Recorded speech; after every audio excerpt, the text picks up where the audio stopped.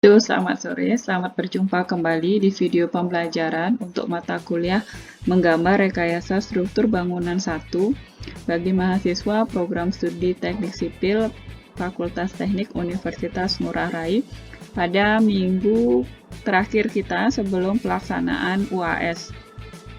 Jadi ini adalah pertemuan tambahan, materinya tambahan, dan hari ini saya akan memperkenalkan kepada kalian mengenai ornamen atau detail-detail pada arsitektur tradisional Bali yang bisa memberikan kalian gambaran mengenai gambar arsitektur tradisional Bali, detailnya itu ya. Tapi ini bukan patokan fix, tidak, dan dia fleksibel bentuk-bentuknya, tidak terlalu menggunakan ini, cuman supaya kalian dapat gambaran saja. Jadi menurut filosofi masyarakat Bali, kedinamisan dalam hidup itu akan tercapai bila ada hubungan harmonis antara palemahan, pawongan, dan parayangan. Ini yang disebut sebagai trihita karana. Jadi hubungan timbal balik, hubungan harmonis antara manusia dengan Tuhan atau parayangan, dan hubungan timbal balik atau hubungan baik antara manusia dengan manusia di dalam rumah, dan hubungan timbal balik antara manusia dengan lingkungannya atau palemahan. Konsepsi atau filosofi inilah yang selalu dipegang, tidak hanya ngomongin soal ornamen atau detail saja, tetapi arsitektur tradisional Bali lebih daripada itu. Kemudian pada arsitektur tradisional Bali juga dikenal dalam pengukuran ukuran.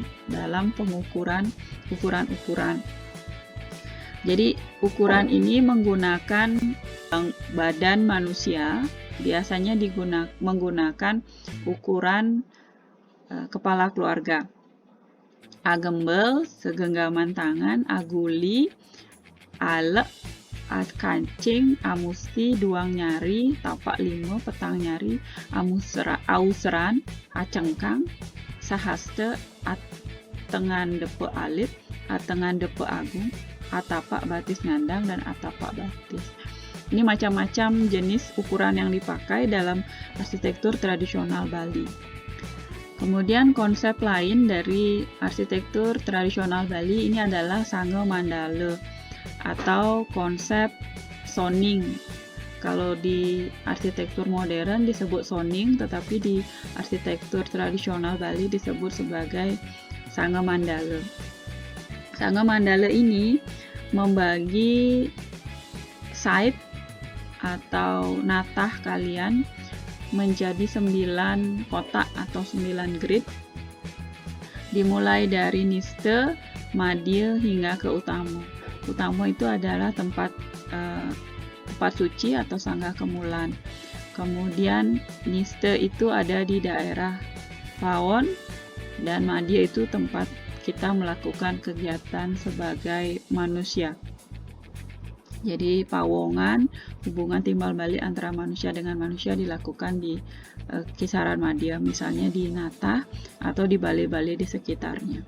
Itu juga sebabnya pawon diletakkan di sini, dekat pintu masuk, dekat aling-aling. Tujuannya kalau pulang dari luar, kita ke pawon dulu untuk buang bala gitu ya, bawa. Sekarang konsep modern ini terpakai bahwa keberadaan niste, misalnya pawon ini, ketika kamu pergi dari luar karena masa pandemi, kamu harus cuci tangan. Cuci tangan yang paling dekat biasanya, air yang paling dekat biasanya ada di pawon. Seperti itu baru boleh menuju ke tempat-tempat yang lain di dalam site atau natah kamu. Konsepsi berikutnya dari arsitektur tradisional Bali itu adalah triangle. Bagaimana kita mengejawantahkan, menerjemahkan konsep anatomi badan manusia, kepala, badan, dan kakinya pada bangunan itu sendiri. Jadi mencocok-cocokkan mana yang merupakan dasar atau bebataran kaki ya untuk di anatomi tubuh manusia, mana yang merupakan bagian badan atau pengawak, dan mana yang merupakan rab atau kepala. Dikonotasikan biasanya rab atau kepala itu dengan atap, kemudian madya itu dengan dinding, kolom, dan bebataran itu dengan tangga dari side ke lantai 1 atau bebaturan. Kemudian material bangunan. Dulu karena ada kasta dalam agama Hindu, pembangunan rumah juga tidak boleh disamaratakan. Selain karena kasta juga karena faktor ekonomi.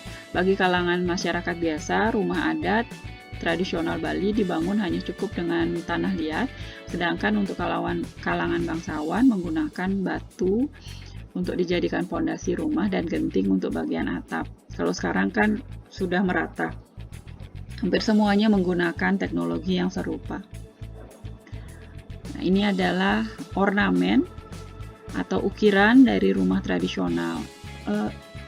Ini mungkin yang bisa diterjemahkan sebagai detail arsitektur tradisional Bali, walaupun sebenarnya arsitektur tradisional Bali itu tidak hanya soal ukiran atau detail semata. Konsep-konsep atau filosofi arsitektur tradisional Bali juga sebenarnya bagian yang sangat penting dari kehidupan masyarakat Bali yang tinggal di Bali. Rumah adat tradisional Bali memiliki arsitektur penuh dengan hiasan pada umumnya. Jadi ukiran dan pahatan sering mengambil kehidupan di bumi yang berupa manusia, tumbuhan, dan binatang. Jadi kalau yang datang dari luar Bali, sekarang kalau lihat-lihat ukirannya itu bisa tahu itu menceritakan tentang apa, epos Mahabharata atau Ramayana, atau bahkan cerita-cerita yang tidak berhubungan sama sekali dengan wewayangan juga ada.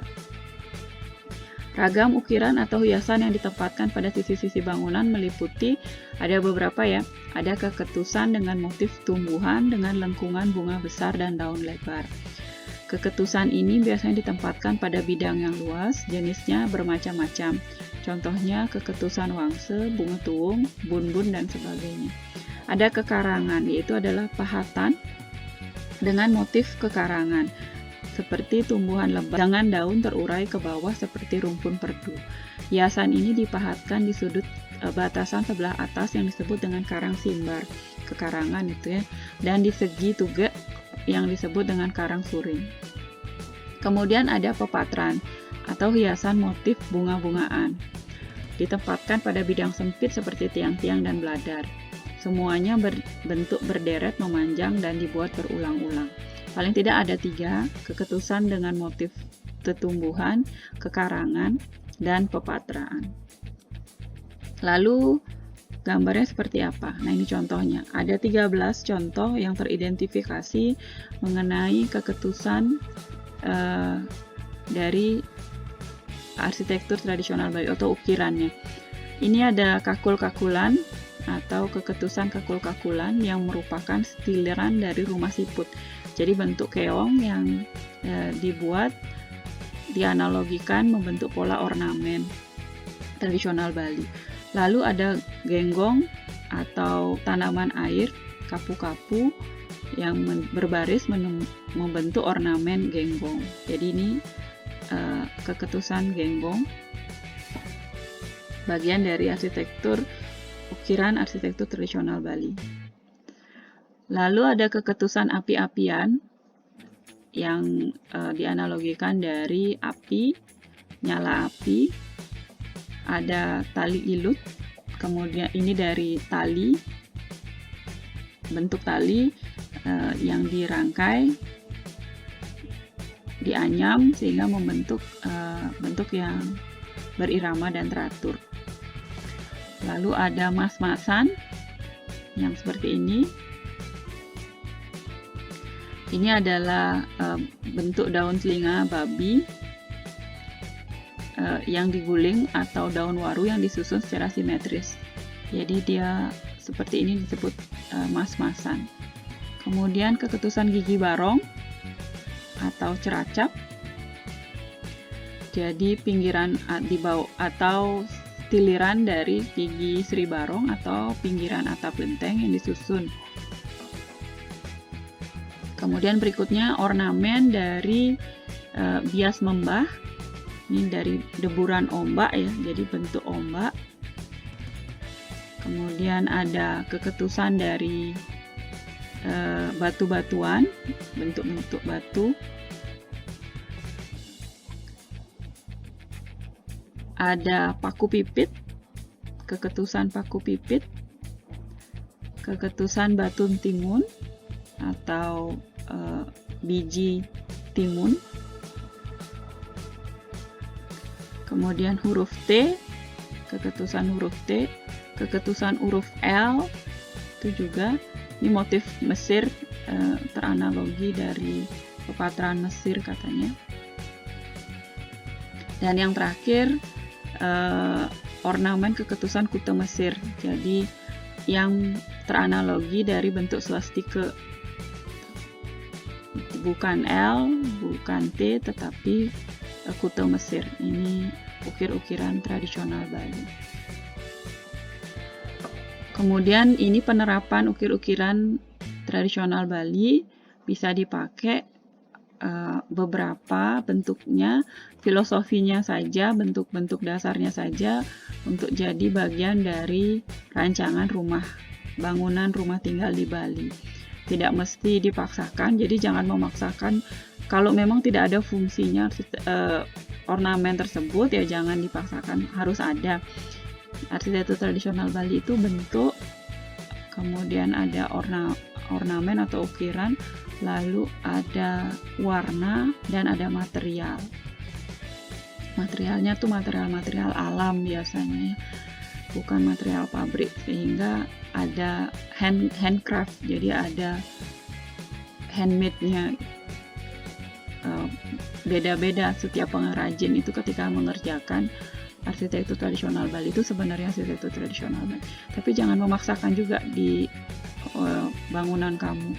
Kayak kemarin ada yang asistensi mengenai bangunan tradisional Bali, yang dibuat adalah candi bentar, padahal ketika dilihat di gambar candi bentarnya itu tidak sesuai dengan posisinya. Candi bentar itu pintu masuk ya, yang bentuknya belahan dari Gunung Agung atau Gunung Semeru. Jadi sesuaikan dengan kondisi kamu di lapangan, arsitektur tradisional Balinya yang seperti apa. Tujuannya adalah untuk mengkonservasi bentuk-bentuk arsitektur tradisional Bali agar tidak hilang di telan zaman. Oke, demikian penjelasan singkat saya mengenai detail arsitektur tradisional Bali. Semoga kalian terinspirasi. Mohon tugasnya dikerjakan untuk kelompok 3 dan kelompok 4 yang belum asistensi agar segera asistensi. Mempersiapkan diri juga untuk pelaksanaan UAS nanti di tanggal 12 Januari. Demikian dari saya, sampai ketemu lagi. Om Santi Santi Santi.